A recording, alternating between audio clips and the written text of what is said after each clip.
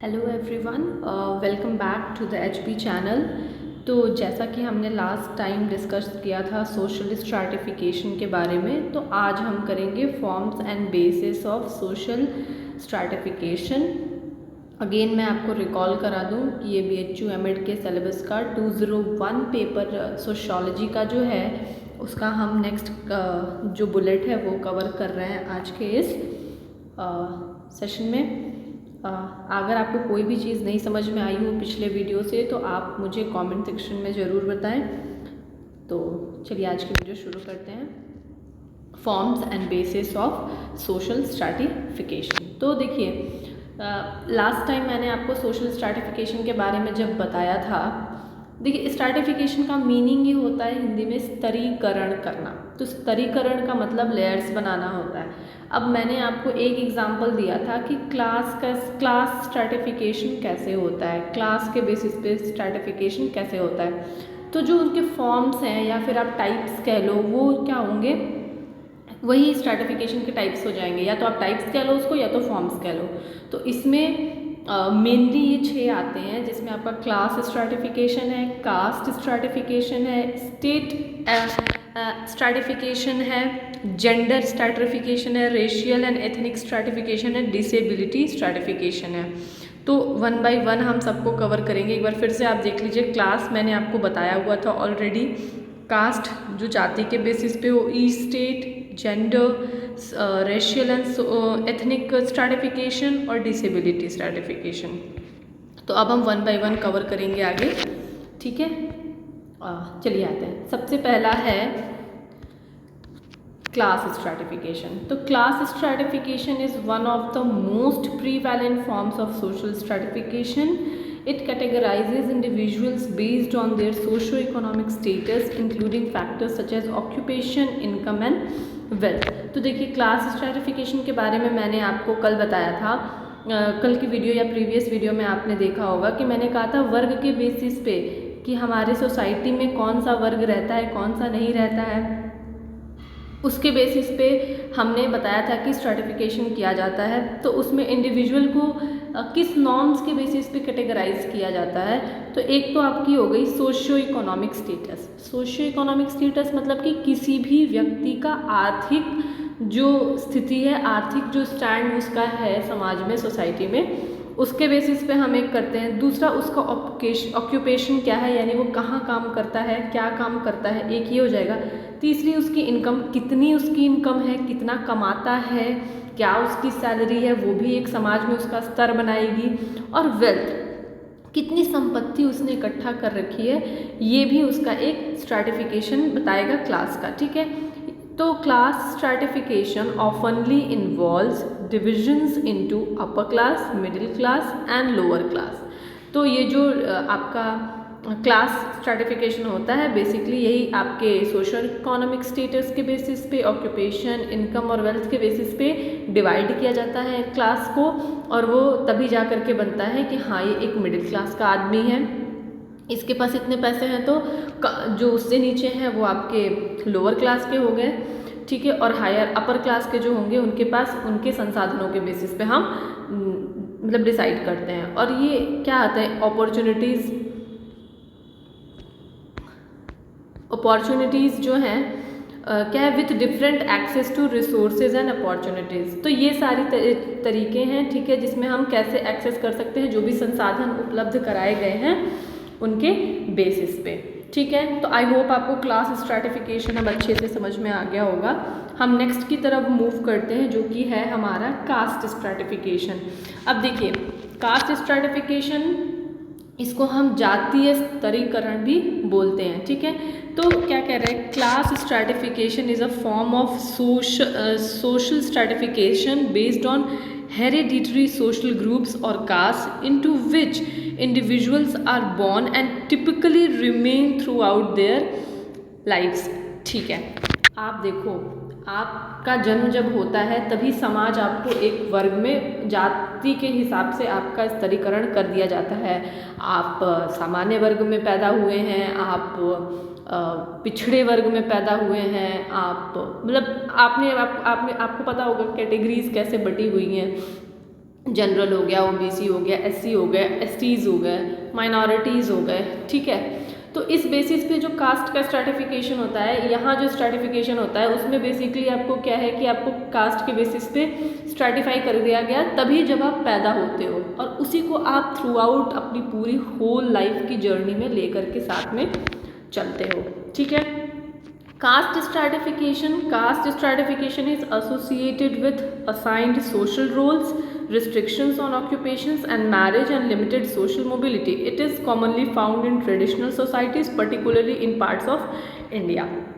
तो देखिए ऑब्वियसली क्योंकि हम इंडिया में रह रहे हैं, अब इंडिया में ही इसका सबसे ज़्यादा आपको देखने मिलेगा, क्योंकि इंडिया एक डाइवर्स कंट्री है और यहाँ पे जितने कास्ट हैं कि आपको वैरायटी देखने को मिलती है, और अगर वैरायटी आपको देखने को मिल रही है तो ऑब्वियसली यहाँ पे बहुत सारे आपको स्ट्रैटिफिकेशन देखने को मिलेंगे। इसीलिए हमने देखा है कि एक तो वर्ग होता ही है, हमारी एक कास्ट तो होती है, उसकी 7 सब कास्ट भी होती हैं। अगर आप जैसे आप अगर राजपूत हो तो उसके भी अंडर में 7 सब कास्ट आते हैं, मुझे एग्जैक्टली नहीं पता नेम्स क्या क्या हैं, लेकिन फिर भी इसी तरह हर कास्ट के सब कुछ सब कास्ट होते हैं। और ये ट्रेडिशनल सोसाइटी, एक सांस्कृतिक जो समाज है वहीं पे ऐसा होता है। और हमारा जो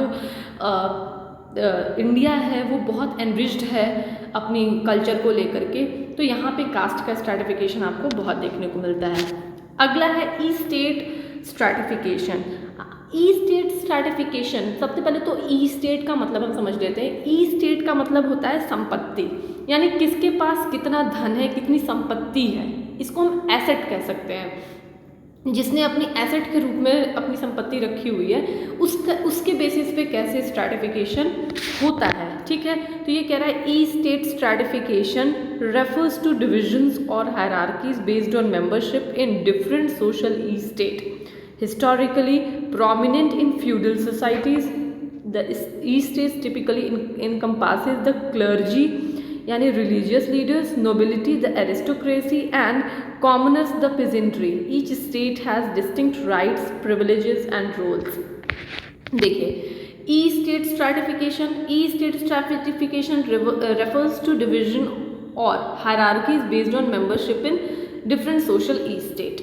तो सबसे पहली बात तो यहाँ पे हायरार्कीज का डिवीजन होता है, दूसरा मेंबरशिप दी जाती है सोशल, समाज के स्तर पे आपको आपकी संपत्ति के आधार पर आपको एक ओहदा दिया जाता है, ठीक है। तो historically prominent in feudal societies. अब फ्यूडल सोसाइटीज़ क्या होती हैं? फ्यूडल सोसाइटीज़ जैसे कि सामंती जो सोसाइटीज़ होती हैं, जहाँ पे सामंतवाद होता है उसको हम फ्यूडल सोसाइटी कहते हैं। The E state typically encompasses the clergy. Clergy का मतलब आप समझिए जो पादरी होते हैं, ठीक है। पादरी जो, और क्योंकि पादरी हैं चर्च वगैरह में आपको देखने को मिलेंगे, पंडित पादरी जैसे हम बोलते हैं, तो वो रिलीजियस लीडर्स होते हैं, वो धर्म को बढ़ावा करते हैं। अब देखिए कहीं ना कहीं इंटरकनेक्शन है, आपके पास संपत्ति है, आपके पास धन है, आपके पास धार्मिक प्रतिष्ठा है, तो आप आगे बढ़ोगे। दूसरा नोबिलिटी को बेसिकली कुलीनता के टर्म में देखा जा रहा है, जहाँ पे एरिस्टोक्रेसी का मतलब होता है किसी भी अभिजात वर्ग का हायरार्की होना, ठीक है। तो each state has distinct rights, privileges and rules, और इन सब का अपना एक प्रिविलेज है, अपना एक रोल है, अपनी डिस्टिंक्ट राइट्स हैं, कुछ इनके नियम है। देखिए ओवरऑल मैं आपको समझा दूं कि ई स्टेट स्ट्रैटिफिकेशन क्या होता है। ई स्टेट स्ट्रैटिफिकेशन का मतलब मैं आपको समझाऊं, जैसे यूरोप में जब मिडिवल यूरोपियन पीरियड चल रहा था, तो वहाँ पे क्या होता था कि आपको सामंतवाद चलता था। सामंतवाद का मतलब जो भी आप श्रम किसी से लेंगे या जो भी आप काम किसी से कराएंगे, जो भी सेवा या श्रम आप लेते हैं, उसके बदले में आपको भूमि लेनी पड़ती थी ना, भूमि पे कब्जा मिल जाता था आपको। आपने देखा होगा जमींदारी सिस्टम जैसे चलता था, तो ये बेसिकली उसी की बात कर रहा है। इस तरह से स्ट्रैटिफाई करते थे जमींदार जो होते थे, वो रूल करते थे किस पे? नॉर्मल जमीन भी जिन लोगों की होती थी वही सेवा भी देते थे, वही श्रम भी देते थे, और जमींदार उसी पे कर भी वसूला करते थे। तो ये ई स्टेट स्ट्रैटिफिकेशन है, उसमें जिसके पास जितनी ज़्यादा धन संपत्ति होती थी वो उतना हाई माना जाता था, और जिसके पास जितनी कम होती थी वो उतना कम माना जाता था, ठीक है। नेक्स्ट हम चलते हैं, हमारा है जेंडर स्ट्रैटिफिकेशन। तो जेंडर स्ट्रैटिफिकेशन, जेंडर के बेसिस पे कैसे स्ट्रैटिफिकेशन स्तरीकरण किया गया है। यहाँ पे जो है सामाजिक असमानता पाई जाती है, ठीक है, बेस्ड ऑन जेंडर। ये देखिए social inequalities treatment based on gender, तो यहाँ पे सामाजिक असमानता पाई जाती है जेंडर स्ट्रैटिफिकेशन में। अब ये कैसे होता है, जेंडर के बेसिस पे क्या होता है, सोसाइटी को डिवाइड कर दिया जाता है डिफरेंट रोल्स, जिसमें कि एक्सपेक्टेशंस आते हैं, opportunities based on gender norms and expectations, ठीक है। Gender stratification can result in disparities in power, access to education and employment and social status. तो ऑब्वियसली जितना आपने पीछे देखा, एक तो जेंडर में आप ये देख लो कि मेल फीमेल ट्रांसजेंडर्स अलग अलग ये लेवल्स हो गए, उसके अलावा जेंडर स्ट्रैटिफिकेशन सिर्फ जेंडर को ही पॉइंट नहीं करता, ट्रिगर नहीं करता, बल्कि इसके अलावा इसमें जो स्ट्रैटिफिकेशन होता है उसमें डिस्पैरिटीज़ भी पाई जाती है, असमानता पाई जाती है। अब कैसे ये कैसे असमानता आपको दिख रही है तो वुमेन विमेन वाली चीज़ें हैं, लेकिन असमानता कैसे देखी, आपने देखा होगा बहुत जगह पुरुष प्रधान समाज चलता है और बहुत जगह महिला प्रधान समाज चलता है। तो जैसे कि नॉर्मल राशन कार्ड वाले जो सिस्टम चल रहे थे हमारे इंडिया में, अभी आपने कुछ समय पहले देखा होगा कि बहुत वो देखने के बाद बोला गया कि हर राशन कार्ड पे जो महिला मुखिया होगी, मुखिया पहले पुरुष होता था, लेकिन अब क्या कर दिया गया है, गवर्नमेंट ने उसको चेंज करके महिला मुखिया कर दिया है। तो इस तरह से स्ट्रैटिफिकेशन हो रहा था, पहले पुरुष प्रधान चल रहा था, अब जाकर के राशन कार्ड के एक पर्सपेक्टिव में महिला मुखिया बनाई जाती है। तो घर के जो सबसे बुजुर्ग होते हैं फीमेल, तो उनको मुखिया बनाया जाता है, वो राशन कार्ड पे नामित। तो इस तरह की डिस्पैरिटीज़ की बात की जा रही है। दूसरा, एम्प्लॉयमेंट के बेसिस पे आप देख लीजिए कितना समाज अलाउ करता है फीमेल्स को काम करना और कितना समाज अलाउ करता है मेल्स को काम करना, हालांकि बहुत चेंजेस आ रहे हैं, ठीक है। तो इस तरह से एक जो सोशल स्टेटस हमारा बन रहा है उस बेसिस पे, जेंडर के बेसिस पे ये स्ट्रैटिफिकेशन किया गया है। अगला, रेशियल एंड एथनिक स्ट्रैटिफिकेशन। तो रेशियल एंड एथनिक स्ट्रैटिफिकेशन में आप देख सकते हो यहाँ पे भी हायरार्कीज पाई जाती हैं जाति के आधार पर, ठीक है। और ये अनइक्वल ट्रीटमेंट, अब यहाँ पे तो आप समझ सकते हो कि अनइक्वल ट्रीटमेंट है, अपॉर्चुनिटीज़ हैं, आउटकम्स इन डिफरेंट रेशियल और ethnic groups. Racial and ethnic stratification is deeply rooted in historical and social context and contribute to and it can contribute to systematic racism and discrimination। तो obviously racial and ethnic stratification में जाति के आधार पर जब आप करते हो stratification, तो ये basically आपका पिछले से बहुत रिलेटेड है। जब कल्चर भी इसमें इन्वॉल्व हो जाता है तो चीज़ें जो हैं वो रूटेड हो जाती हैं। रूटेड होने का मतलब कि हम अपने हिस्ट्री से चले आ रहे हैं कि हमारे यहाँ एक नियम, एक कानून चलाया गया है, एक धर्म का एक प्रचलन है, वो आगे जो चलता जा रहा है, उसके बेसिस पे जो स्ट्रैटिफिकेशन किया गया है वो आपका आ जाएगा रेशियल एंड एथनिक स्ट्रैटिफिकेशन में। इसके बाद जो लास्ट है वो है डिसेबिलिटी स्ट्रैटिफिकेशन। डिसेबिलिटी मतलब आप समझ रहे हो, रेफर करता है ऐसे वेज में जिसमें जो व्यक्ति है वो एबल नहीं होता है किसी काम को कर पाने के, तो उनके बेसिस पे उसमें स्ट्रैटिफिकेशन पाया जाता है। तो अब यहाँ पे क्योंकि समानता नहीं है, तो ये क्योंकि डिसेबिलिटी एक ऐसी चीज़ है जिसमें आप हेल्थ वगैरह की चीज़ें भी ले लो, आदमी अगर फिजिकली फिट नहीं रहेगा तो स्तरीकरण तो हो जाएगा। तो इसीलिए गवर्नमेंट अपने एग्ज़ाम्स में और उसमें बहुत ज़्यादा रिलीव्स भी देती है, तो एक स्तर की वजह से ही ये मिलता है। अगर लीड करने की बात करें तो किस तरह से ये लीड होता है, तो सबसे पहला आपका होता है स्टिग्मा एंड सोशल परसेप्शन।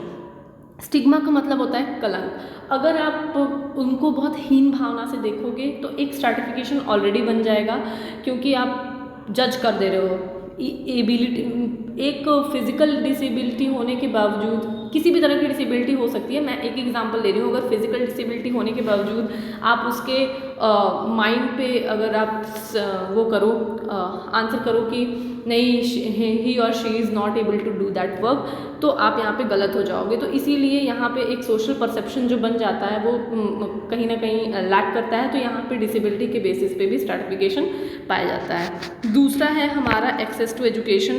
तो ऑब्वियसली एजुकेशन का एक्सेस उनको होना चाहिए और अगर नहीं मिलता है तो दिक्कत होती है, तो इस तरह से भी स्ट्रैटिफिकेशन हो जाता है, एक को मिल रही है एक को नहीं मिल रही है। एम्प्लॉयमेंट एंड इकोनॉमिक अपॉर्चुनिटीज़, अब कंपेरेटिवली डिसेबल्स वंस के लिए इक्वल अपॉर्चुनिटीज़ के लिए बहुत लड़ा जाता है, क्योंकि सबको लगता है कि they are not getting their equal opportunities, they are not getting the employment. ठीक है, हेल्थ केयर एंड सर्विसेज उनके लिए थोड़ा एक्स्ट्रा एफर्ट करना पड़ता है क्योंकि उनके सेफ्टी का ध्यान रखना होता है। और इंटरसेक्शनैलिटी होती है, डिसेबिलिटी राइट्स एंड एडवोकेसी होता है, तो यहाँ पे डिसेबिलिटी राइट्स भी उन्हें मिल जाते हैं और एडवोकेसी भी हो जाती है। तो इस तरह से समाज में एक जो है डिसेबिलिटी का भी स्ट्रेटिफिकेशन हो जाता है, उसके बेसिस पे स्तरीकरण हो जाता है कि हाँ ठीक है, अब डिसेबिलिटी में भी कई तरह की डिसेबिलिटीज़ होती हैं, तो उस तरह से बट गए अलग अलग डिसेबिलिटी के बेसिस पे, और सबके अलग अलग राइट्स हैं। ठीक है, इसके बाद बेसिस, देखिए हमने जो टॉपिक स्टार्ट किया था उसमें था basis and forms and bases of social stratification. तो हमने फॉर्म्स देख लिए सारे, अब हम बेसिस कर रहे हैं। तो बेसिस, किस बेसिस पे आप डिवाइड कर रहे हो, स्ट्रैटिफिकेशन किस बेसिस पे करते हो। तो हमने इतनी तरह की स्ट्रैटिफिकेशन पढ़ी, तो ओवरऑल हम ये बता सकते हैं कि हम कैसे डिवाइड करते हैं। एक तो उनके आर्थिक, उस पर उनकी नौकरी कितनी है, वो कितना सजग हैं, उनका एजुकेशन, उनकी शिक्षा क्या है, उनका स्किल कैसा है, क्या क्या वो डेवलप्ड स्किल्स हैं उनमें, जन्म से वो किस बैकग्राउंड से आते हैं, सामाजिक बैकग्राउंड से वो, और पावर और अथॉरिटी कितनी है, इसके बेसिस पे हम जो है सोशल स्ट्रैटिफिकेशन करते हैं। ठीक है, आज के लिए बस इतना ही। अगर आपको कुछ भी ना समझ में आया हो, कहीं पे भी आपको लगा हो कि आपको क्लियर नहीं हुई है चीज़ें, तो आप मुझे कमेंट करें, मैं उसको ठीक करने की कोशिश करूँगी। प्रीवियस वीडियो से और अभी के वीडियो से अगर आपको कुछ भी ऐसा लगा हो कि मटेरियल कम है, तो आप प्लीज़ मुझे सजेस्ट करें, मैं आपके लिए और अच्छा कंटेंट बनाऊँगी। Thank you for watching and please like, share and subscribe to my YouTube channel.